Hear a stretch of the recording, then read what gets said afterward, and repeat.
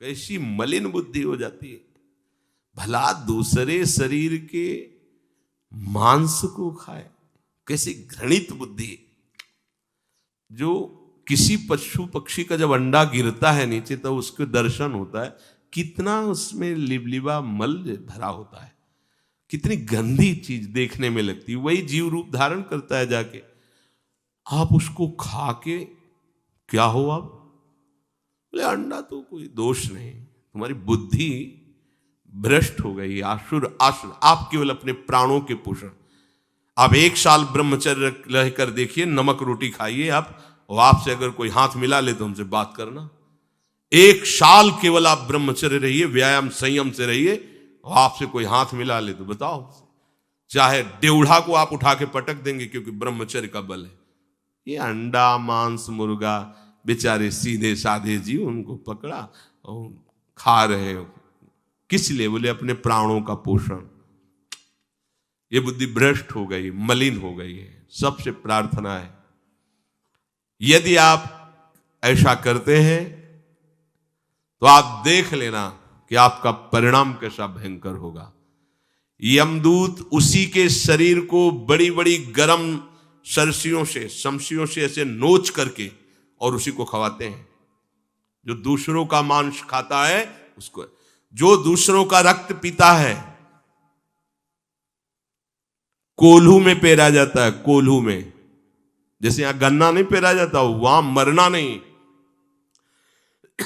यहां तो जरा सी खोपड़ी जाएगी, आप दर्द रहित हो जाएंगे, मर जाएंगे, खत्म दर्द। वहां नहीं, मरना नहीं, पूरा कोल्हू में पेरा जाता है। फिर वैसे यातना दे उसे, वही खून पी के फिर उसको कोल्हू में पेरा। बड़ा भयानक दंड है। उसको ऐसा मत सोचो तुम्हारे आंख मूंदने से बच जाओगे। बिल्ली जब कबूतर पे झपटती तो उड़ना नहीं, वो सोचता है आंख मूंद लो बच जाओ, आंख मूंदा बिल्ली झपेटे में ले गई। तुम नकारो कि अरे कोई नर्क वर्क नहीं है, इससे बच नहीं पाओगे, जाना पड़ेगा। छोड़ दो दूसरों के जीवों के शरीर का मांस खाना, अंडा खाना, ये सब छोड़ दो। भगवान बड़े कृपालु हैं, माफ कर देंगे। तुम जिस जीव की हत्या करते हो वो कर्म तुम्हें दंड देने के लिए अव्यक्त रूप से विराजमान हो चुका है।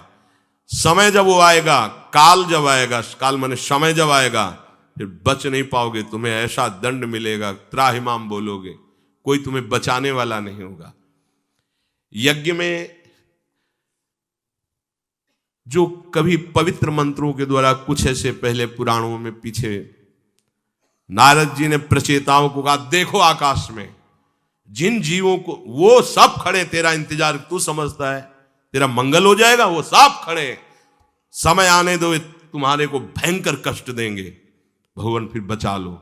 वह एकमात्र उपाय, सब बंद करो और हरि शरण, हरि की शरण में जाओ, वो सब क्षमा कर देंगे। एक उपाय, हरि शरण में हो जाओ। कितना पापाचरण लोग कर रहे, कितना छोटा सा जीवन, इतना बोझा ला दोगे तुम।